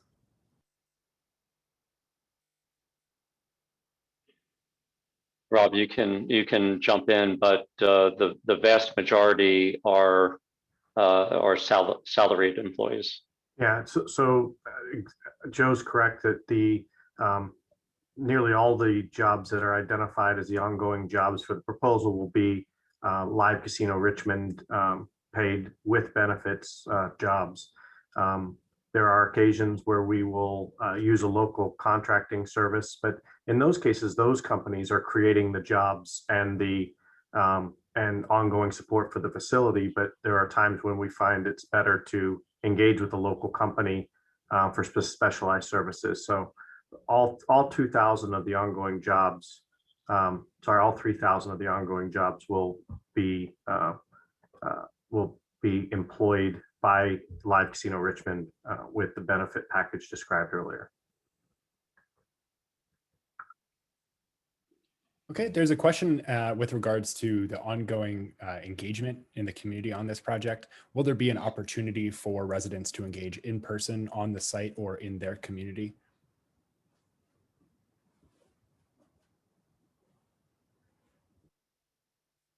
Joe, I'm sorry. Yeah, go ahead, Len. So the city, everything that we have done, we've framed as virtual events, engagement, with the exception of using community ambassadors to do canvassing in neighborhoods to solicit feedback and input from citizens. If I recall correctly, and it was on the screen as well, I believe that the Cordish team has some dates set up for individuals, or when I say individuals, no specific person, but I can let you all speak to that. Yeah, we have information sessions set up at the Movie Land site this Wednesday and Thursday. I couldn't tell if the question was just during this evaluation period or during operations. So during the evaluation period, we have information sessions set up, and then we're always available to be contacted directly, and we're delighted to talk to anyone in the community that would like to reach out to us personally. During operations, we have ongoing dialogue with the community. As Rob had said earlier, we will set up a community advisory committee that will be key stakeholders in the community. And then really we're always, even during ongoing operations, we're always happy to engage directly with any group that has interest in having an ongoing dialogue with the casino and looking at opportunities of how we can all work together. So, we both have the formal as well as the informal opportunities to engage both now and if we get into an operating mode. And related back to the labor component, the question has been asked whether there would be a plan for a PLA, a project labor agreement, or for those not familiar with the term, whether there would be a plan for the staff working at the site to be unionized. And I think related to that question would also be if there's a component of local hiring. Yeah, so on the local hiring issue, our intent is to hire as much locally as possible. We'd like to hire as close to the project as possible and radiate out as we need to continue to fulfill job openings. So we have an absolute commitment to local hiring. And again, the jobs that are available in this facility include finance, accounting, marketing, database management, human resources, culinary, security, as well as operations, facilities, gaming. So we have every area of job needs, from professional down to hourly or first job opportunities. So tremendous job opportunities for the local community. As far as any union labor situation, of course, that's not our decision. That is all subject to national labor relations regulations, and ultimately would be up to the employees themselves. Okay, we have a number of questions that deal with the environmental impact of the proposed project. One of which is, given the planned loss of some wooded acreage on the site, are there plans for ameliorating the environmental impact of the proposed project? And what would be done to incorporate environmentally friendly and sustainable elements to the development going forward? Sure. So there are, a number of environmental practices that we will use on this project. The acreage that was mentioned is where the festival lawn will go. So that will still be a impervious surface for those community gathering spaces. We have plans for green walls, green roofs, incorporation of solar panels. We have LED lighting throughout the facility, which are high efficiency lighting systems. From our HVAC system, we were doing this pre-COVID, but it's become even more important as we've gotten into a COVID, as well as we emerge into a post-COVID environment. But we have about 3 times the typical air exchanges per hour of a normal commercial building. We use the highest quality HEPA filters in our facility, incorporating a lot of indoor-outdoor opportunities as well. In fact, both our Maryland and Pennsylvania facilities were recently recognized by Forbes Travel Guide as one of only, or a couple of only, the handful of properties, resort hospitality properties in the country that have met the highest health and safety standards in the COVID environment. So again, we have a tremendous track record in creating a safe environment and in being sensitive to the environment in how we design and operate our properties. And following up on the environmental impact of the proposed project, we have a question whether the property would be LEED certified and whether there would be any solar energy incorporated into the project to relieve the burden on the electrical grid. And I will just add, for all the participants that we have in the room at the moment, if you would like to follow up on a question, or if you feel like your question wasn't fully addressed, feel free to raise your hand and we will recognize you to ask your question as well.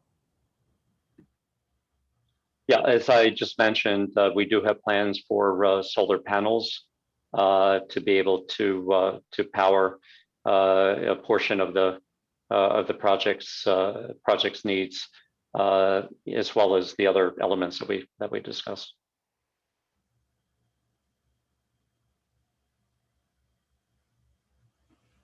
Okay, we have a process question, perhaps directed more for you, Mr. Sledge.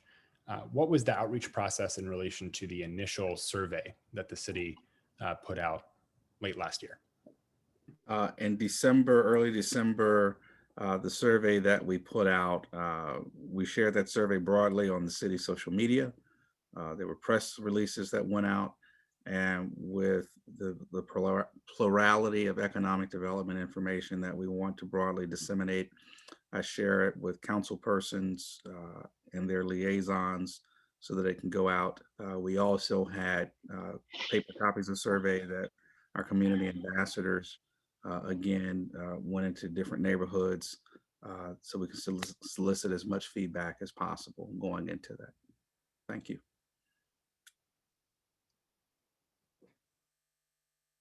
And related to the process and evaluation question, Mr. Sledge, we have a follow-up from Ms. Miller. Can we see the evaluation criteria used by the advisory panel and the weighting of each criteria? Some of the evaluation criteria is included in the RFP document. And at this time, again, just as we're still going through our evaluation process, we're not fully releasing all of that information. I would like to add a follow-up question to that. So I understand that maybe some of this you're not going to make public at this stage, but I mean, how much is community support part of the selection process? I'm not privy to talk about the weights that we're using in terms of our evaluation process at this point in time. But I would like to clearly state that the feedback that we're getting on our virtual boards, the meetings, the emails, we are taking that input into account and into consideration as we're going through the process.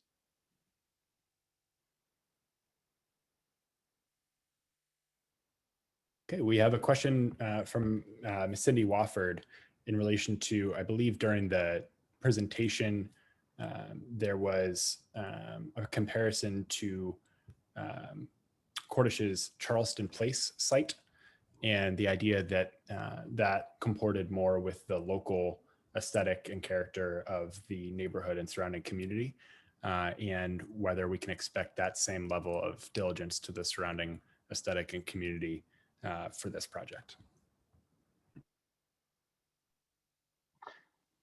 Well, yes, I mean, again, we have a unparalleled track record of building projects in urban areas that are sensitive to the areas that we're in.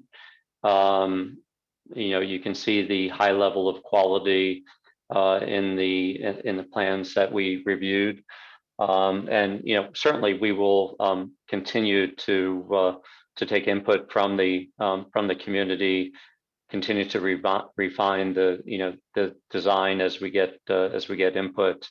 But we're completely committed to creating a world-class project with the highest quality design and amenities.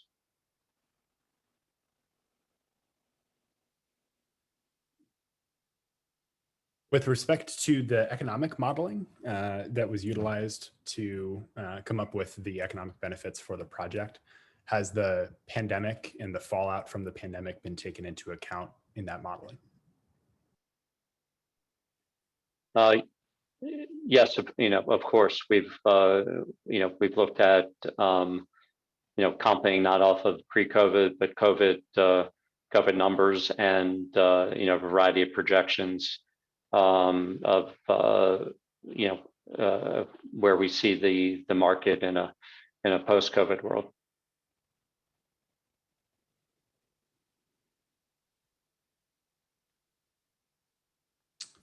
Okay.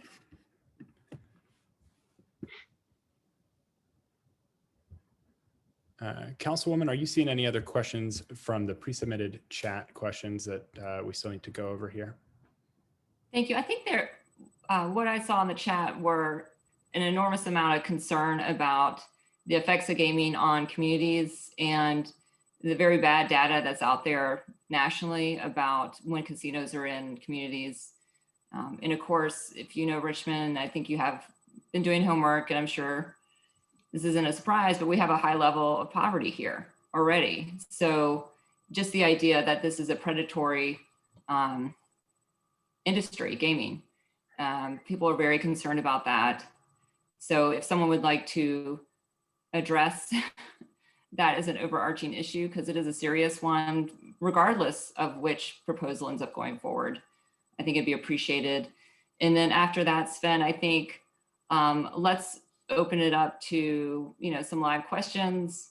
And I think perhaps at the very end, I'll send you a text about how I might close this out. But if you could talk to gaming in general as a social ill, thank you.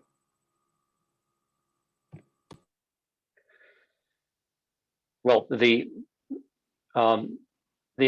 typical customer for a casino is a upper middle customer who is 55 years of age and older. The typical customer is really over the age of 35. There aren't a whole lot of young customers of casinos. So I think it's a misunderstanding to think of casinos being predators into lower economic disadvantaged populations. On the other hand, the casinos are going to generate a tremendous amount of jobs and revenue. And when you have poverty, it's typically related to not having enough high-paying jobs for the population. So we're very proud of the fact that we're going to be able to try to address areas that have high unemployment in the city, to be able to lift communities, and and I think we've seen that proven in project after project across the country. So then do you dispute, I mean, there's a lot of data and a lot of, research out there about casinos. So your product is unique. I think you're misquoting the data. In addition, in terms of the process, the people of Richmond are going to have the opportunity to either decide that they would like to have a casino in the city or not have a casino in the city. If you were correct about your ills of casino gaming, one thing to keep in mind is that almost every state in the country now allows has casino gaming, and if there is going to be a casino in Richmond, and the people decide that they feel that it is a venue they'd like to have in the city, then it's in the interest of the citizens of Richmond to have the best casino possible, with the best developer, with the best track record, who is going to provide the strongest product, and be able to make sure that it has the greatest economic impact on the community. So I would stipulate that very few in the country have our track record of success, and that the city would be better off with a proven leader like us than with a proposal or a project with a developer with less experience. Okay, we have a follow-up chat question, and that is, do we have data on the impact of casinos relative to surrounding property values?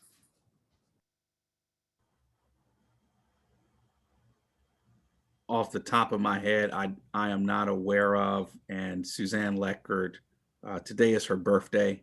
And so she gracefully excused herself so that she could spend the rest of the evening celebrating her birthday with her family. But I will follow up on that question.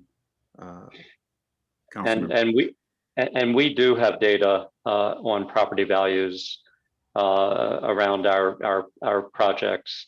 What our data shows is that property values will rise in accordance with or at a higher rate than the region in general.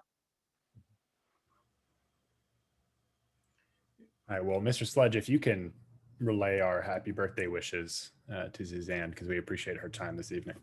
Yeah, if I could jump in, I would just say that when you look at our Maryland Live casino and the property values, we did do a very extensive study on property values in Maryland, and you can see over there from the time that we opened to today that those values have increased. And I would just welcome anyone for the opportunity to come up, visit Maryland Live, see the development around Maryland Live, and you will understand that it's been really accretive to the overall market.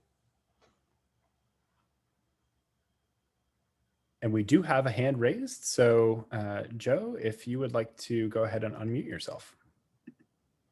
And I apologize for the stealing of another question, but if it were allowed, just as a follow-up to Mr. Weinberg's conversation in the thread, I think you're spot on by saying that if the citizens of Richmond choose to allow for gaming and casino in the area, it should go to the best developer. I would completely agree with you, and I think to the best proposal. So I appreciate that's why you're here. But I think that one of the things that we're seeing is the concern among people that, based off of initiatives in the past, that this is a fait accompli, that this is a done deal, that we will have a casino. It's just a question of which one. The other question is, what are the the viability, what are the viable options for a non-gaming development in this location for the Cordish Group? Has that been considered? Has a non-gaming, non-casino, but still destination-worthy possibility been considered? And thank you for taking my second question, y'all. Joe, before you answer question 2, let me answer question 1 in terms of the fait accompli. As I've stated during my presentation and my opening comments tonight, in other meetings, and emails to Councilmember Jordan, and in all other conversations about this, it's not a fait accompli because the charge of the evaluation panel is to review the proposals, make a recommendation to the mayor. Mayor introduces ordinances and papers to City Council. City Council will vote up or down. Ultimately, the operator, the site, the community host agreement, and it is City Council that has to petition the court for there to be a voter referendum.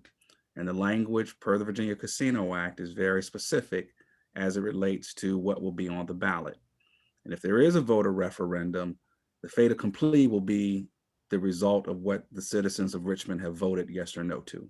And so I'd just like to be very clear about that. And our objective at this point is to identify and negotiate the absolute best project for Richmonders to vote yes or no to. Thank you. And to your second question, as I mentioned earlier, we aren't in a position to address any Plan B at this time. Our interest is in the proposal that we've submitted to the city, and that's the proposal that we're putting forward at this point.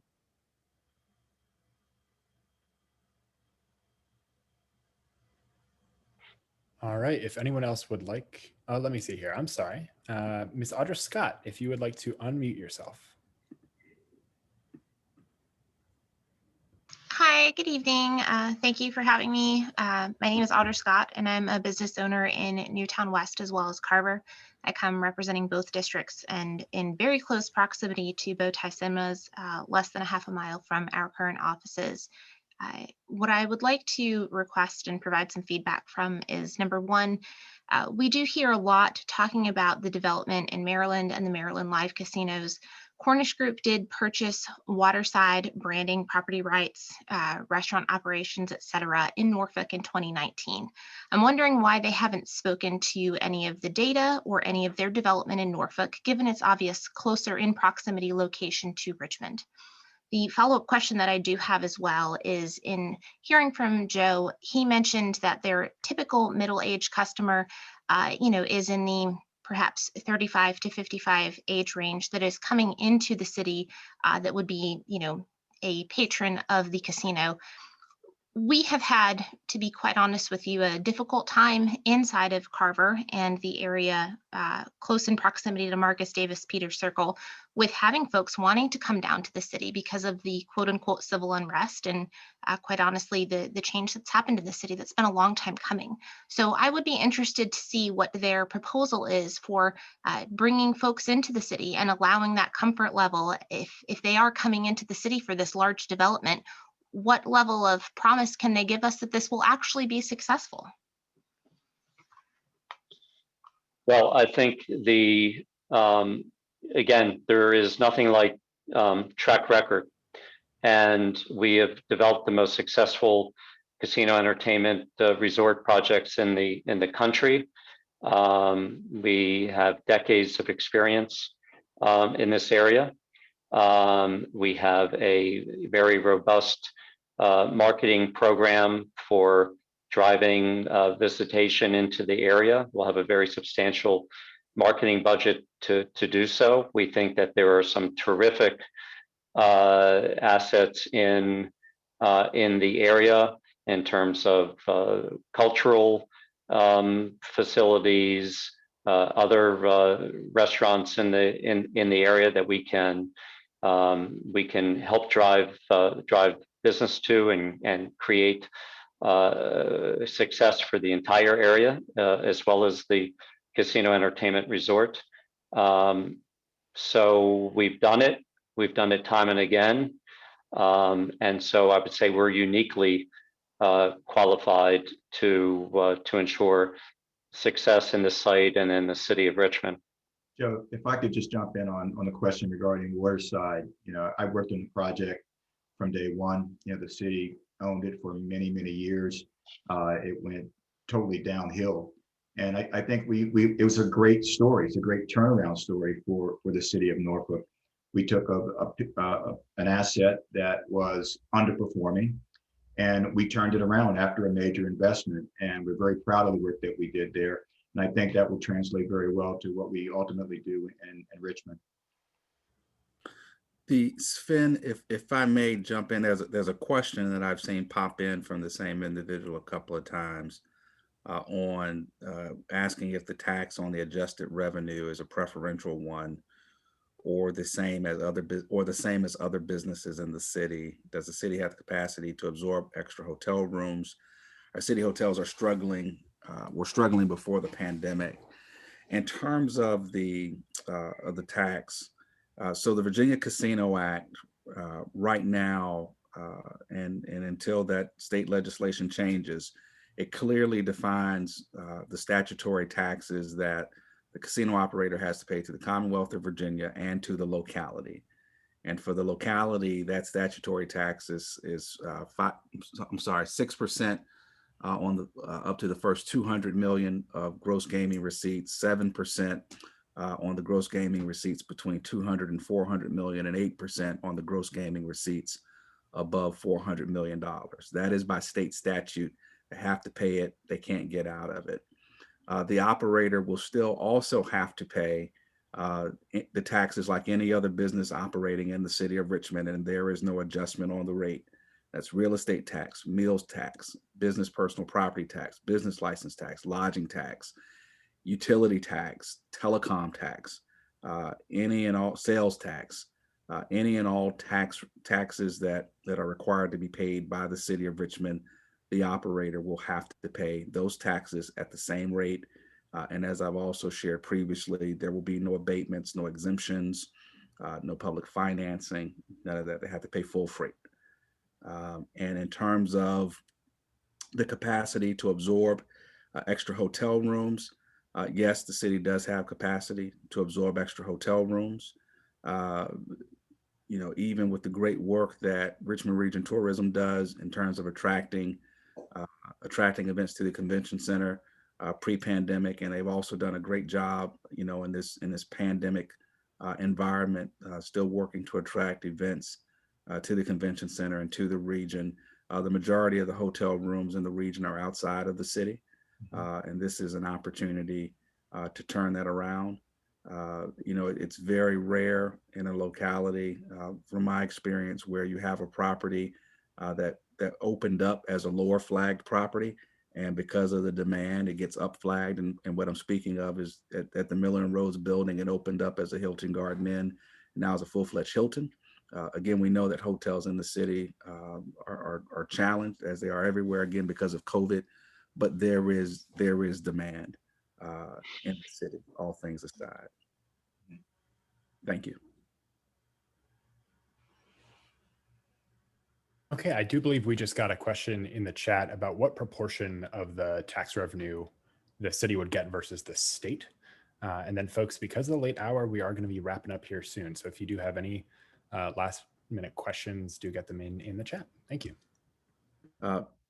Again, great question. I do not recall the state percentage off the top of my head. I do know that it is more than the local percentage, but the local percentage comes to the locality. Again, that on that 6, 7, and 8% tiered structure based on the gross gaming receipts, and the analysis done by a Convergent Strategy Group puts those gross gaming receipt revenues to the city of Richmond. It would be, and again, I don't recall the specific number, but about $19 million a year at stabilization a few years into the project. And in addition to that, the locality has the ability to negotiate payments above and beyond what is required by state statute. To help give a comparison, Rosie's historic horse racing already exists in the city of Richmond. The state gets its tax on it. The local portion of the tax from Rosie's historic horse racing, and this is where these two, the two from a facility standpoint are very different. The city of Richmond only receives 0.25% of the monies that are played at the Rosie's Gaming Emporiums, and that's by state statute. The local and the funding and the legislation, the local funding is 0.5%. Okay, so of the 0.5%, the city of Richmond only gets half of that, and the other half, every time someone plays $1 at Rosie's, of the local share, half of it goes to New Kent County. And so this is, very different from a scale standpoint, very different from a revenue structure standpoint for localities. And so again, the analysis done by Convergent Strategy Group, you take into account the gaming tax based on the formula from the Virginia Casino Act, and then the local taxes that are paid, estimated around $30 million a year. And again, I cannot emphasize enough, there will be no local contributions in terms of infrastructure, financing, incentives, abatements, any of that. So Richmonders won't be paying for those things for any project in the city that moves forward. Thanks for that clarification, Mr. Sledge. And I will say that Councilmember Jordan is experiencing, as we all have, some connectivity issues at the moment. But I do think we have time for this last question we have in the chat here. And I believe we did address this earlier, but on the off chance that this individual was not in the call at that time, will Richmond Live Casino commit to using union labor when building the property and operating the property?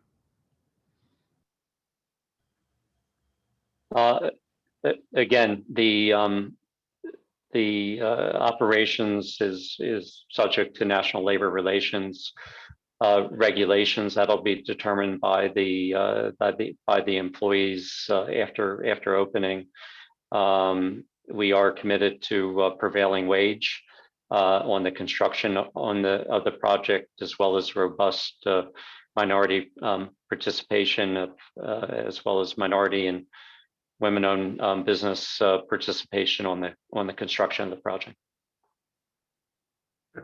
Joe, I think it's probably worth expanding just a little bit on kind of the outreach and the benefits of the jobs now while we're kind of bringing it to a close. And Zed, I know you have more specifics on the outreach efforts, but one thing I'll share to get that started is, many of the jobs that we will provide within the casino environment are great paying jobs that are easily learned. So as an example, to become a dealer, you can have and make in excess of $60,000, $70,000 a year. And it takes us 8 to 12 weeks of training. So these are great jobs to get people, or to give people opportunities. And we've already started those discussions on how we would go about getting those jobs in front of the people that need them the most. Can't get in. There you go. You're in. Yes, so our focus has always been from creating a ground game to ensure that we have give folks that are on the ground that need the jobs the best opportunity to work at our casinos. We've been meeting with neighborhood residents, folks all over Richmond, trying to understand some of the challenges they face with respect to hiring. It is a process that everyone has to go through in terms of licensing. So what we've done historically, time and time again, is start early. So we've started that process, and we hope to hire as many Richmonders as possible that are seeking employment.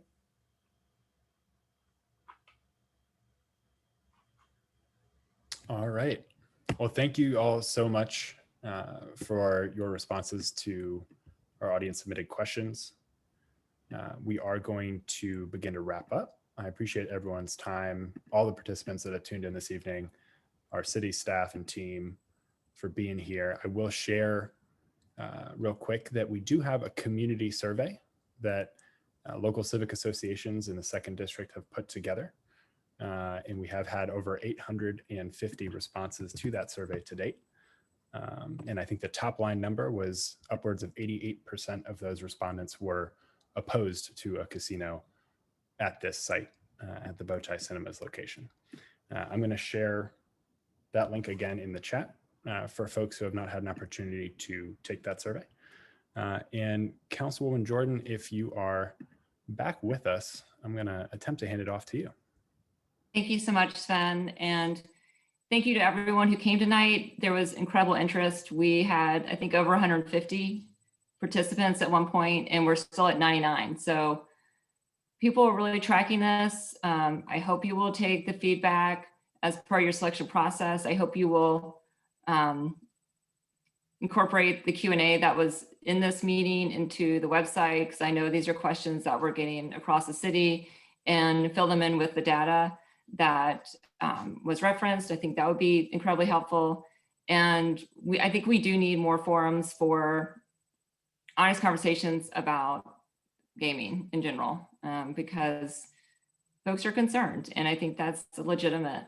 But again, thank you to everyone who participated, for hanging in through the rocky moments, and continue to engage with the city process, the city website. There are 3 more meetings this week, and continue to let us know how you feel. I will be sharing those with the selection committee and with my colleagues on council.